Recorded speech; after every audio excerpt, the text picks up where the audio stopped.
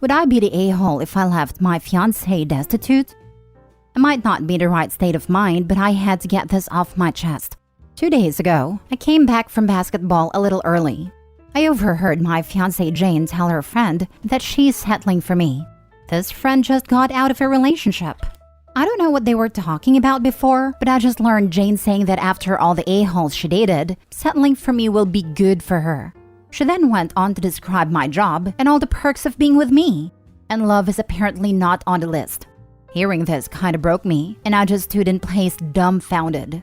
I don't even think she even loves me. For context, we live in a beach house that I bought as a total gut job and renovated it myself. And I have several other properties that are all rented out. I work in property insurance from home and do house flips on the side. I'm satisfied with what I've accomplished so far in my life. All of this was worth mentioning to Jane, but not how much I loved her. How much time we spent together. Not how I tried to be supportive of her goals and ambitions. How she wanted for nothing. I'm not going to lie, I was in a bad place. Maybe still am. I spent all of the last night going through her messages. I knew her password, I just never looked. Well, it's a pretty common thing for her to say. Pretty much all of her friends know what's up. Jane wants a nice normal guy after all the a-holes she dated. She wants a drama-free life, where she'll be taken care of. Every time I read what she really thought about me, it was like another needle was being jammed in my heart. My first reaction was to yell at her and confront her about it. My second reaction was to make her suffer like I am. My dear Jane, the love of my life, I thought doesn't work right now. She quit to be a real estate agent. I don't know, maybe she wanted to learn more about real estate. Maybe she thought her looks would get her by. She doesn't work right now. Zero. She also lives in my house. She decorated it and certainly put her touches on everything. But my name is on the title, just mine. Her car is technically mine too. She didn't qualify for financing on her own, and she just had to have a Beamer. So I co-signed it. I can probably make a case that's my car. We don't have joint accounts, thank the Almighty himself, because she did ask, and I pay her cards right now. I want to just show her the texts, throw her things in garbage bags and put her out on the street. Would I be the a-hole if I did that? Now for the top comments before reading the update. Never accept being Mr. You'll Do until something better comes along. Not Mr. Right, just Mr. Right now. There's no worse feeling than someone settling for you. The guy sounds kind and caring too. He wants a real connection, and she wants a comfortable life. If only she had really chased love, she could have found it with this guy. But if she doesn't feel a real connection, she was going to try to leave him destitute in the future. I just hope he tells her he feels like he was settling for her, and she deserves more. Not the a-hole, you aren't leaving her destitute. Think of it as you leaving her with exactly what she brought into the relationship. You're not married, you don't have kids. You saw love, and she saw a piggy bank. She didn't quit her job to try something else. That was her excuse, so that she could get you to support her jobless butt. And if she had a shred of self-awareness, she would realize that she was the one being settled for. The level of narcissism on people like her is insane. If all you bring to a relationship is looks, which fade, and a willingness to be intimate, you're not a catch in the relationship. Exactly. Like 80% of the population out there have decent looks and a willingness to be intimate. That woman is not special in any way, shape, or form. And the willingness to be intimate will also fade, usually pretty quickly after the wedding. If all she wants is comfort and money, and she is settling for him, I'm positive the intimacy will fade almost instantly after she's got her hooks into the money. And now for the mini update. Wow, I did not expect so many responses. Thank you everyone for your advice and kind words. I will talk to Jane sometime over the weekend. I think she picked up that something was up. I didn't call her from work like I usually do, and last couple of nights I made an excuse that I was beat and went to bed pretty early. I'll try to read as many replies and provide more information. But I wanted to clarify a couple of things. Regardless of how crappy I feel, I didn't like people calling Jane nasty names. It's partly my fault. I didn't give enough detail. Before quitting, she had a decent enough job. She's not good at managing money at all, but she would buy stuff for the house or gifts for me on special occasions. I never thought of her as a gold digger. She talked to me about quitting and trying to be a real estate agent. She told me she liked the freedom of the profession, and I tried to be supportive. Secondly, I don't think I misunderstood her meaning. Maybe she didn't mean it as a negative, but the messages were crystal clear. She settled for me. Next story. Am I the a-hole for breaking up with my pregnant girlfriend because I don't want to be a father? I, 25 male, had been with my now ex, 23 female, for a little over 3 months. I always made sure we used lots of precautions when being intimate.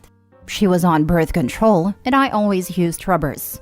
I wanted to avoid a child. I have known for a long time that I do not want children. I find them annoying, and they would severely limit my ability to do things I enjoy. Traveling, outdoor stuff, etc. And fortunately for me, my ex didn't have her period when she was supposed to. And it turns out she's now pregnant. She came to me and told me she was pregnant. The first thing I did was suggest an abortion. We don't live in a state where it's legal, so I offered to pay for her flight and hotel and told her I'd be happy to come with her to get it done. I have a stable job and make good money, so it isn't / would it be too much of a hit for me. She works as a receptionist and doesn't make a lot, so I figured it would be better for me to pay. That's when she told me she was hoping to keep it and that she wanted me to help her raise the kid as his father. I have no intention of being a father. Beyond just my dislike of children, I'm not ready for that. I made it very clear that I didn't want the baby, but she kept insisting that I'd have a change of heart once it's born and to just try it out. After a long exchange, I told her that if she intended to keep the baby, I would not act as a father. I broke up with her and told her that I would pay child support once it's born, but that I expect her to respect my wishes and keep the child away from me. Since then, she's been frantically texting me, begging me to come back and telling me she'd forgive me. She sent voicemails crying. It does hurt to see, but I haven't responded. The other day, she texted me saying how she can't raise the kid alone and how I'm basically forcing her to get the procedure just by leaving. She called me an a-hole, an abuser, and a sexist, then ended a text begging me to talk again. I certainly feel horrible. I really liked her, and we had a good relationship before this, but I just don't want to be a father. I'm already bitter about the fact that I'll have to pay child support for 18 years, which will somewhat limit me financially. I also feel it isn't right for a parent who doesn't want their child to be involved. I just end up taking that pent-up anger and bitterness out on the child, who is ultimately innocent, which I feel isn't right. With all this said, I come here to ask, am I the a-hole? I certainly feel like one, but I also stand by what I did. Not the a-hole. All of the moral issues aside, my man, before any name goes down on any birth certificate and money starts to flow, insists on a DNA test. Yeah, this is suspicious for her to get pregnant in the first 3 months while using protection, and then immediately wanting to raise a child with this man you barely know. I got pregnant with my first kid the very first time I ever been intimate. Boyfriend and I barely knew each other, to be honest. We'd been dating about a month. We decided to try to make it work, and we will be celebrating 20 years together next year. It can be difficult to get pregnant, but it can also be very, very quick and easy. Not the a-hole. A 3-month relationship and you used protection. Are you even sure she is pregnant? Get a DNA test before paying any child support. You will need to talk to a family lawyer to sign away your rights and just pay support. This is possible. I knew a woman who said she was pregnant and then got pregnant because they quit using protection. It's a manipulative trap, and my man needs a DNA test. If she claims she aborts it, I bet she's lying and was lying the whole time. Happened to my buddy when we were 19. Ex gives him the "I'm pregnant, we need to get back together, yada yada." She keeps berating him that he needs to tell his parents for a week or so when she hadn't told hers. He tells his parents, and the next day, oops, I had a miscarriage. Yeah, okay. Get a vasectomy. Not the a-hole. However, it sounds like she's going to be a nightmare to deal with for the rest of your life. I was reading this thinking, why not just get a vasectomy? No one form of birth control is 100%, not even when coupled with another form. His precautions didn't go far enough.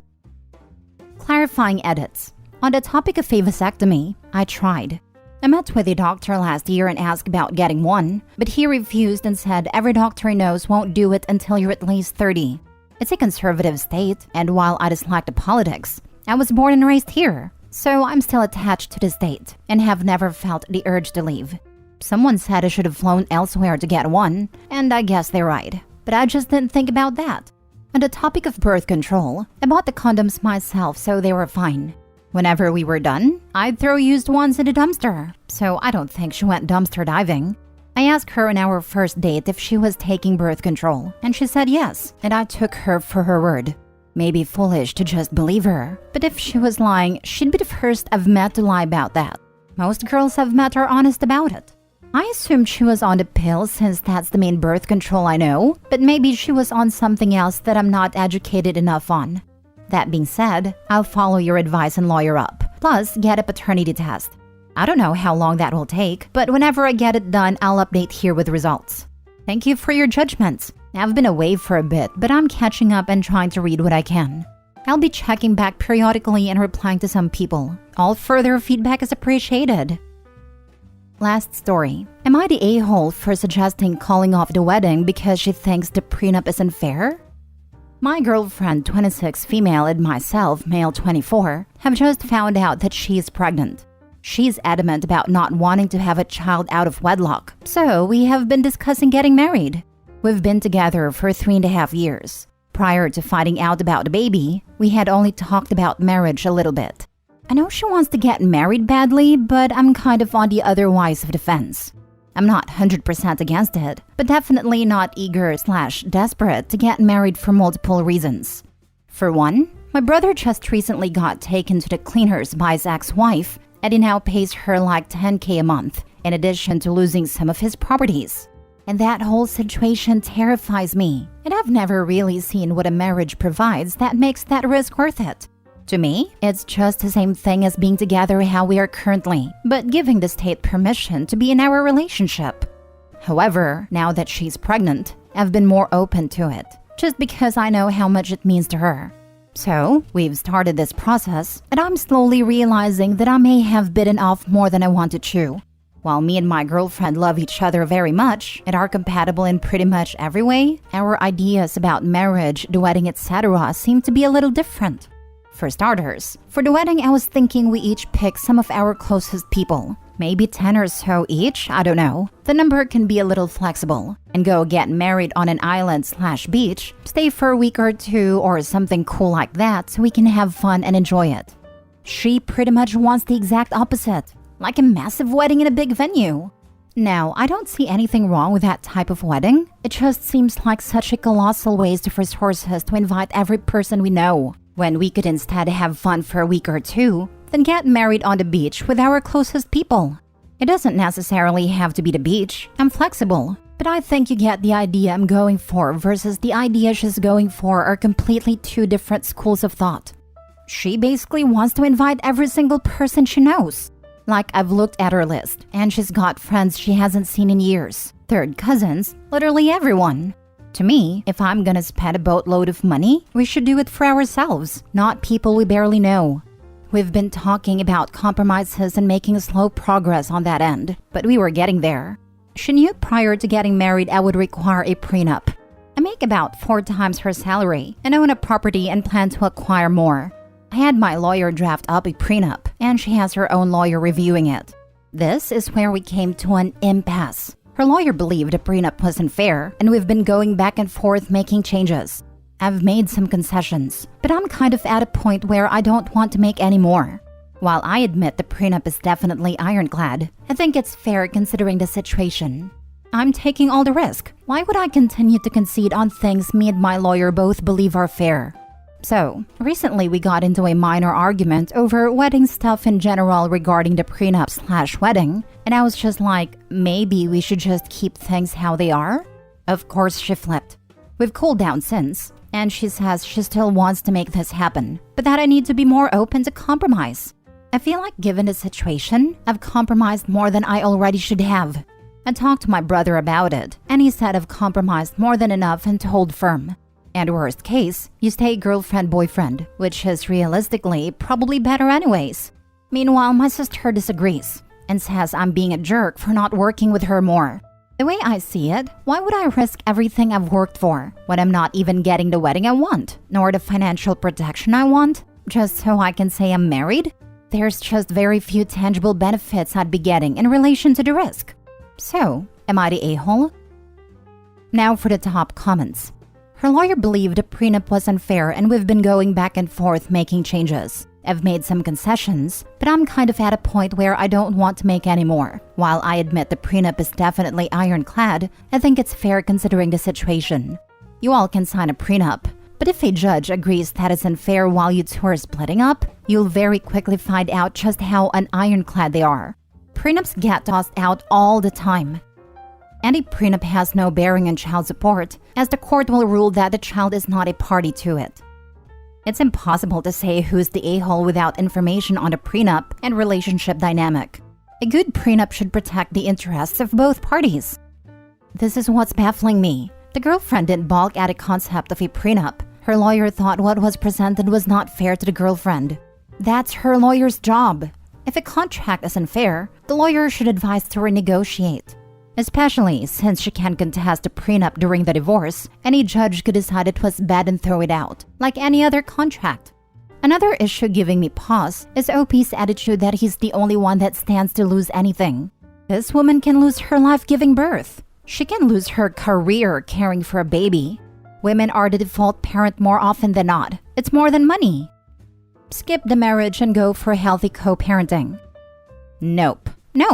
I'm not having a baby by no man who isn't willing to marry me, and you shouldn't be giving that type of advice.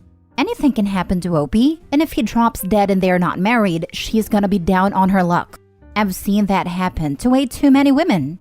They've been with a man years and years, and the man dies, and the woman gets screwed over by the family.